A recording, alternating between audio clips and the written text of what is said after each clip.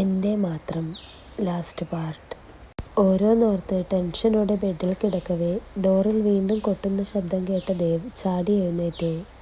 പൊന്ന, ഇനിയും ഫ്രഷായില്ലേ? നീ എന്ത് ചെയ്യുവാ? ഡോർ തുറന്നേ. ലോകിൻ്റെ ശബ്ദം കൂടെ കേട്ടപ്പോൾ നഖം കടിച്ചു കൊണ്ടവൻ ഡോറിലേക്ക് നോക്കി. പിന്നെ വേഗം തന്നെ അവിടെയുള്ള ഡ്രോപ്പ് തുറന്ന് ഡ്രസ്സ് കയ്യിലെടുത്തു. ഞാൻ കുളിച്ചില്ല കണ്ണേട്ടാ, ഇപ്പോൾ വരാം പറഞ്ഞുകൊണ്ടവൻ വേഗത്തിൽ ബാത്റൂമിൽ കയറി. അത് കേട്ട ലോക് തലയൊന്ന് കുടഞ്ഞുകൊണ്ട് തിരിച്ച് ഹാളിലേക്ക് നടന്നു. കൂടെ കയ്യിലെ ട്രേയിൽ കരുതി വെച്ച ബ്രെഡും ന്യൂട്ടലയും ഗ്ലാസ് ടേബിളിൽ വെച്ചു. പിന്നെ തൻ്റെ കോഫി എടുത്ത് കുടിക്കാൻ തുടങ്ങി.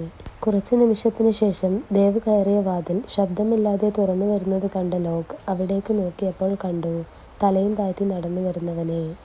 ആഹാ, എൻ്റെ പൊന്ന്, കുളിയൊക്കെ കഴിഞ്ഞു വന്നോ? വാ, ദേ കോഫിയും ബ്രെഡും കഴിച്ചേ. വിശക്കൊന്നുണ്ടാവില്ലെങ്കിലും കിടക്കാൻ നേരം എന്തെങ്കിലും കഴിക്കണ്ടേ? വാത്സല്യത്തോടെ പറഞ്ഞുകൊണ്ടവൻ ദേവിനെ തനിക്കടുത്തേക്ക് പിടിച്ചിരുത്തി. ശേഷം ട്രേയിൽ വെച്ചതിൽ നിന്ന് കോഫിയും മറ്റും എടുത്ത് അവൻ്റെ കയ്യിൽ കൊടുത്തു. എന്താ നോക്കുന്നത്? കഴിക്ക്. കണ്ണേട്ടൻ കഴിച്ചോ? പതിയെ ചോദിക്കുന്നവനെ ലോക് ഒന്നിരുത്തി നോക്കി. എൻ്റെ പൊന്നു കുഞ്ഞേ, നീ എന്തിനാ ഇങ്ങനെ വിറച്ചിരിക്കുന്നത്? നിനക്കെന്നെ പേടിയാണോ? ഞാൻ നിന്നെ ഒന്നും ചെയ്യില്ലടാ, സ്നേഹിക്കുകയല്ലാതെ. കുറുമ്പോടെ പറയുന്നവനെ കാണവേ ദൈവം ഒന്ന് ഓക്കെയായി. ലോകിനെ ഒന്ന് കൂർപ്പിച്ച് നോക്കിക്കൊണ്ടവൻ ബ്രെഡ് എടുത്ത് കഴിക്കാൻ തുടങ്ങി. ചോക്ലേറ്റിനോട് പ്രിയമുള്ളവന് ന്യൂട്ടല എന്ന് വെച്ചാൽ ജീവനായിരുന്നു. അതുകൊണ്ട് തന്നെ ആസ്വദിച്ചാണ് അവനത് കഴിക്കുന്നത്. 3 ബ്രെഡ് അതുപോലെ കഴിച്ച ശേഷം വെറുതെ ഒന്ന് തലചരിച്ച് നോക്കിയ ദേവ് തന്നെ വല്ലാത്ത ഭാവത്തിൽ നോക്കിയിരിക്കുന്നവനെ നെറ്റി ചുളിച്ചുകൊണ്ട് നോക്കി. അത് പിന്നെ കണ്ണേട്ടാ, ഇതെനിക്ക് ഒരുപാട് ഇഷ്ടമാണ്. അതുകൊണ്ട് എത്ര കിട്ടിയാലും മടുക്കാതെ കഴിച്ചു പോകും. കയ്യിലെ വിരലിൽ പറ്റിയിരിക്കുന്ന ചോക്ലേറ്റ് ഒന്ന് നുണഞ്ഞുകൊണ്ട് ദേവ് പറഞ്ഞപ്പോൾ ലോക് അവനിലേക്കൊന്ന് ചാഞ്ഞിരുന്നു. എനിക്കും കൊതി തോന്നുവാ പൊന്ന, മടുക്കാതെ ഒന്ന് രുചിക്കാൻ. ആണോ? എന്നാ പറയണ്ടേ, ദാ കഴിച്ചോ.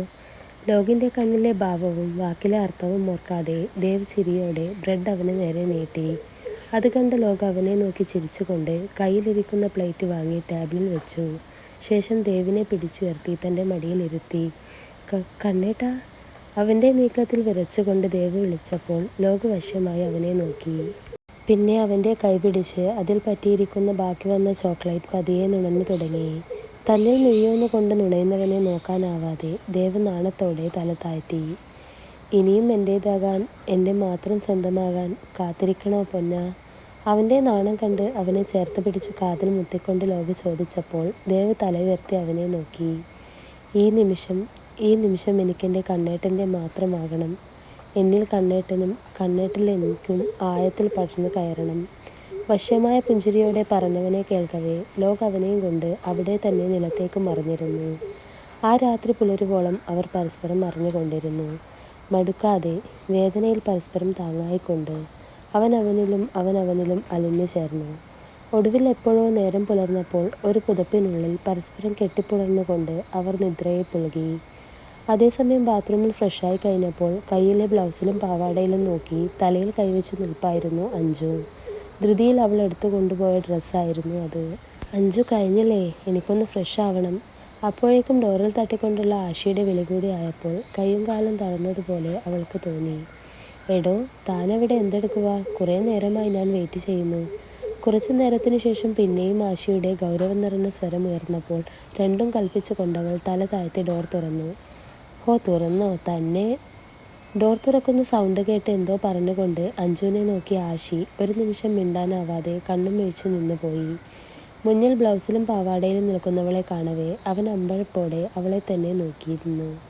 അഞ്ജു ആണെങ്കിൽ ഇരു കൈകൊണ്ടും നെഞ്ചു മറച്ച് താഴേക്ക് നോക്കി നിൽപ്പാണ്. എന്താ ഇങ്ങനെ?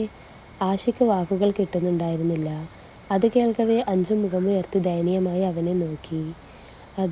അത് പിന്നെ ഏട്ടാ, ഞാനെടുത്ത ഡ്രസ്സ് മാറിപ്പോയി. അഞ്ജു പറയുമ്പോൾ ആഷിയുടെ മിഴികൾ വെള്ളത്തുള്ളികളുടെ ആവരണത്താൽ തിളങ്ങി നിൽക്കുന്ന അവളുടെ മുഖത്തും കഴുത്തിലുമായിരുന്നു.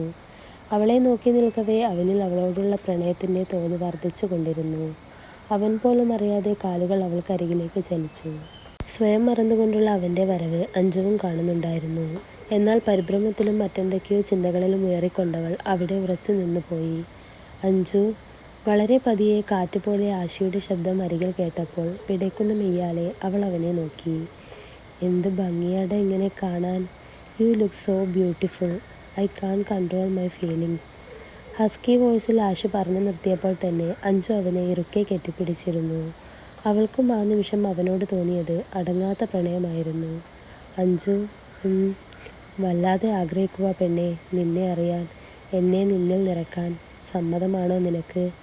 ആശയുടെ ചോദ്യത്തിന് നാണത്തിൽ കുതിർന്ന ഒരു പുഞ്ചിരിയായിരുന്നു അഞ്ജുവിൻ്റെ മറുപടി.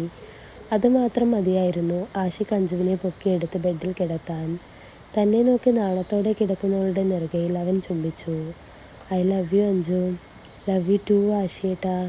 പതിയെ ഇരുവരുടെയും ചുണ്ടുകൾ അടുത്തു വന്നു. അവ പരസ്പരം പുണർന്നപ്പോൾ അഞ്ജുവിൻ്റെ മിഴികൾ കൂമ്പി അടഞ്ഞു. അവിടെ നിന്നങ്ങോട്ട് ആശയുടെ പ്രണയമഴയിൽ നനയുകയായിരുന്നു അവൾ. ആ രാത്രി പുലരുവോളം അവൻ അവളിൽ അലിഞ്ഞു ചേർന്നു.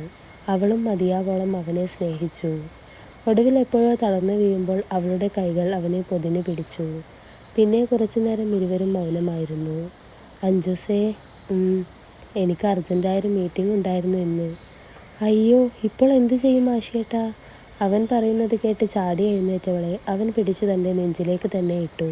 അവിടെ കിടക്കടി, ഈ 4 മണിക്ക് ഇനി എവിടത്തെ മീറ്റിംഗ് ഉണ്ടാവാനാ? അവളെ കൂർപ്പിച്ചു നോക്കിക്കൊണ്ട് ആശി പറഞ്ഞപ്പോൾ അവൾ അവനെ നോക്കി ഇളിച്ചു. ഓ എൻ്റെ പെണ്ണെ, നിന്നെ! അത് കാണെ അവളുടെ മുഖം പിടിച്ചുകൊണ്ട് അവൻ കവിളിൽ അമർത്തി ചുംബിച്ചു.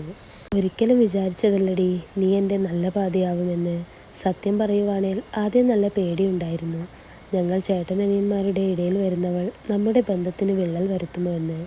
എല്ലാത്തിനുമുപരി എൻ്റെ കുഞ്ഞ്, എൻ്റെ ദേവൂട്ടൻ, അവൻ ഞാൻ കാരണം, എൻ്റെ കല്യാണം കാരണം വിഷമിക്കുമോ എന്ന് ഇടറിക്കൊണ്ട് പറയുന്നവനെ അഞ്ജു അങ്ങേയറ്റം സ്നേഹത്തോടെ നോക്കിക്കിടന്നു.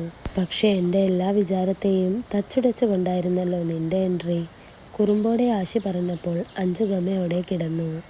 സത്യം പറഞ്ഞാൽ ഓഫീസിൽ വന്നതു മുതൽ പലപ്പോഴും നീ പരിസരം മറന്ന് എന്നെ നോക്കി നിൽക്കുന്നത് ഞാൻ കണ്ടിട്ടുള്ളതാ. നിൽക്കുന്നിടം പോലും വിസ്മരിച്ചു കൊണ്ടുള്ള നിന്റെ നോട്ടം എന്നിൽ ചിരിയായിരുന്നു ഉണർത്തിയത്. വെറുമൊരു ടൈം പാസ് ആയിരിക്കുമെന്ന് പോലും ഞാൻ ഓർത്തുപോയി. അവളെ ഇടംകണ്ണാലെ നോക്കിക്കൊണ്ട് ആശു പറഞ്ഞു നിർത്തവേ അഞ്ജു അവനെ കൂർപ്പിച്ചു നോക്കി. ഓഹോ, അപ്പോൾ എല്ലാം വ്യക്തമായി കണ്ടിട്ടും ആ വിചാരമുള്ളത് കൊണ്ടാണല്ലേ എന്നെ മൈൻഡാക്കാതെ നിന്നത്? അതിനിപ്പോൾ എന്താടി, നീ എൻ്റേത് മാത്രമായില്ലേ? ഓ, അത് നിങ്ങളുടെ മിടുക്ക് കൊണ്ടൊന്നുമല്ല, ദേവൂട്ടനോട് ഞാൻ അടുത്തത് കൊണ്ടാ. എന്തായാലും നിങ്ങളെപ്പോലെയല്ല, നല്ല സ്നേഹമുള്ളവനാ. കൊള്ളിച്ചുകൊണ്ട് അവൾ പറഞ്ഞപ്പോൾ അവനൊന്ന് ചിരിച്ചു. എന്നെ കുറ്റപ്പെടുത്തിയാലും നീ അവനെ ഒന്നും പറയരുത് അഞ്ജു. നിന്നിലൂടെ അവനൊരു അമ്മയെ കൂടെയാ ആഗ്രഹിക്കുന്നത്. തെറ്റ് കണ്ടാൽ ശാസിക്കാനും സ്നേഹിക്കാനുമെല്ലാം. നിറഞ്ഞ കണ്ണാലെ അവൻ പറഞ്ഞപ്പോൾ ദേവിനെ ഓർത്ത് അഞ്ജുവിൻ്റെ കണ്ണും നിറഞ്ഞിരുന്നു. ഞാൻ ഉറപ്പ് തരാം ആശിയേട്ടാ, നമ്മുടെ ആദ്യത്തെ മകൻ അവൻ തന്നെയായിരിക്കും. അവനെ കഴിഞ്ഞ് എനിക്ക് വേറെ ആരും ഉണ്ടാവുള്ളൂ. എനിക്ക് ഞാൻ ആഗ്രഹിച്ച ജീവിതം തന്നതുപോലും അവനല്ലേ. അങ്ങനെയുള്ളപ്പോൾ എനിക്കൊരിക്കലും അവനെ തള്ളിപ്പറയാനാവില്ല. നിറഞ്ഞ കണ്ണാലെ പറയുന്നവളുടെ ചുണ്ടിൽ അമർത്തി ചുംബിച്ചു കൊണ്ടായിരുന്നു ആശി തൻ്റെ സന്തോഷം അറിയിച്ചത്. 2 വർഷത്തിനു ശേഷം ലേബർ റൂമിന് മുന്നിൽ തെക്ക് വടക്ക് ടെൻഷനോടെ നടക്കുന്ന ആശിയെയും ദേവിനെയും നോക്കിക്കൊണ്ട് അവിടെയുള്ള ചെയറിൽ ഇരിക്കുകയാണ് ലോക്. ഈ 2 കൊല്ലം അവർക്കിടയിൽ ചെറുതല്ലാത്ത മാറ്റം വരുത്തിയിരുന്നു. അതിലൊന്നാണ് അഞ്ജുവിൻ്റെ പ്രഗ്നൻ്റ് ആയത്. ആ ഒരു വാർത്തയിൽ ഏറ്റവും കൂടുതൽ സന്തോഷിച്ചത് ദേവാണെന്ന് പറയാം. വിവരം അറിഞ്ഞപ്പോൾ തന്നെ പെട്ടിയും കിടക്കയും എടുത്ത് ദേവും ലോകും ആശയ്ക്കൊപ്പം താമസിക്കാൻ എത്തിയിരുന്നു. അവിടെ നിന്നങ്ങോട്ട് അഞ്ജുവിൻ്റെ എല്ലാ കാര്യവും നോക്കാൻ ദേവിനായിരുന്നു തിടുക്കം. അവൾക്കിഷ്ടമുള്ളത് കൊണ്ട് കൊടുക്കാനും മറ്റും അവനായിരുന്നു മുന്നിൽ. അവൻ്റെ ഈ പ്രവൃത്തിയൊക്കെ നോക്കി ചിരിയോടെ നിൽക്കും ആശിയും ലോകും. അഞ്ജുവിനും അവനേറെ പ്രിയപ്പെട്ടവനായിരുന്നു. വാവ വരാൻ പോകുന്ന സന്തോഷമാണ് അവനിൽ എന്ന് മനസ്സിലാക്കിയ ലോക് ഒരിക്കൽ ഒരു കുഞ്ഞിനെ അഡോപ്റ്റ് ചെയ്താലോ എന്ന് അവനോട് ചോദിച്ചപ്പോൾ നിറഞ്ഞ പുഞ്ചിരിയോടെ അവനത് നിരസിക്കുകയാണ് ചെയ്തത്. അതൊന്നും വേണ്ട കണ്ണേട്ടാ, ദേ നമുക്കിപ്പോൾ ഒരു വാവ വരാൻ പോകുമല്ലേ, അത് മതി. ഏട്ടനും ഏട്ടത്തിയും വാവയും നമ്മളും മരണം വരെ നമുക്കിങ്ങനെ സന്തോഷത്തോടെ ജീവിക്കാം. അവൻ പറയുന്നത് കേട്ട് ലോകും ആശിയും ഒരുപോലെ അവനെ ചേർത്ത് പിടിച്ചു സ്നേഹത്തോടെ. അഞ്ജലി പ്രസവിച്ചു കേട്ടോ. പെട്ടെന്ന് അവിടെ വന്ന് സിസ്റ്റർ വിളിച്ചു പറഞ്ഞതും നിറഞ്ഞ മേഘൽ തുടച്ചുകൊണ്ട് ദേവും ആശിയും അവർക്കരികിൽ ഓടിച്ചെന്നു. കൂടെ ലോകും. പെൺകുഞ്ഞാണ് കേട്ടോ, ഇതാ. പുഞ്ചിരിയോടെ നിന്ന നേഴ്സിൻ്റെ കയ്യിൽ ചെറുതായി കണ്ണു തുടർന്ന് കിടക്കുന്ന അമ്പോറ്റി കുഞ്ഞിനെ ദേവ് കൗതുകത്തോടെ നോക്കി. കുഞ്ഞിനെ പതിയെ ആശിയുടെ കയ്യിൽ ഏൽപ്പിച്ചപ്പോൾ അവൻ അവരെ നോക്കി. അഞ്ജു, അല്ല അഞ്ജലി. ആളൊക്കെയാണ്, ഇപ്പോൾ മരുന്നിൻ്റെ സെഡേഷനിലാണ്, കുറച്ച് കഴിഞ്ഞ് റൂമിലേക്ക് മാറ്റും. പുഞ്ചിരിയോടെ അവർ പറഞ്ഞപ്പോൾ മൂവർക്കും സമാധാനമായി. അയ്യോ കണ്ണേട്ടാ, ദേ നോക്കിയേ, എന്ത് ചെറുതാ വാവാ, ദേ എന്നെ നോക്കുന്നു. ആശയ്ക്കടുത്ത് ചെന്ന് കുഞ്ഞിനെ നോക്കി സന്തോഷത്തിൽ ഓരോന്നും വിളിച്ചു പറയുകയാണ് ദേവ്. ആശയും ലോകും ചിരിയോടെ അവൻ്റെ സന്തോഷം നോക്കിക്കാണുകയാണ്. കുറച്ചു നേരത്തിനു ശേഷം അഞ്ജുവിനെ മുറിയിലാക്കിയപ്പോൾ മൂവരും കയറി കണ്ടു. ബെഡിൽ വാടിത്തളർന്ന് കിടക്കുന്നവളെ ആശി പ്രണയത്തോടെ നോക്കി. അവളുടെ നെറ്റിയിൽ ചുംബിച്ചു കൊണ്ടവൻ അവളെ നോക്കി കണ്ണ് ചിമ്മി കാണിച്ചു. ഏട്ടത്തിയമ്മേ. അരികിൽ ദേവിൻ്റെ ശബ്ദം കേട്ടപ്പോൾ അഞ്ജുവിൻ്റെ മേകൾ അവനിലായി. വാവേ കണ്ടില്ലേ, ഞാൻ പറഞ്ഞതുപോലെ പെൺകുഞ്ഞാ. എനിക്ക് സന്തോഷമായി. ഏട്ടത്തിയമ്മയെല്ലാം അമ്മ. ദേവൂട്ടൻ അങ്ങനെ വിളിച്ചാൽ മതി എന്നെ. അവനെ കുറച്ചുനേരം നോക്കിക്കൊണ്ട് അഞ്ജു പുഞ്ചിരിയോടെ പറഞ്ഞപ്പോൾ ലോക് അവളെ അത്ഭുതത്തോടെയാണ് നോക്കിയതെങ്കിൽ ആശയുടെയും ദേവിൻ്റെയും മേകൾ നിറഞ്ഞിരുന്നു. അവൻ നിറഞ്ഞ കണ്ണാലെ സന്തോഷത്തോടെ തലയാട്ടിയപ്പോൾ ആശയും ലോകും അവനെ ചേർത്ത് പിടിച്ചിരുന്നു. ഒരു കൈ അഞ്ജുവിലും മുറുകി. അവർ അങ്ങനെ ജീവിക്കട്ടെ, പരസ്പരം സ്നേഹത്തോടെ. ഫ്രണ്ട്സ്, അങ്ങനെ നമ്മുടെ എൻ്റെ മാത്രം സ്റ്റോറി ഇവിടെ അവസാനിച്ചിരിക്കുകയാണ്. എല്ലാവരും സ്റ്റോറി മുഴുവനും കേട്ട് അഭിപ്രായം പറഞ്ഞ് സപ്പോർട്ട് ചെയ്യണേ.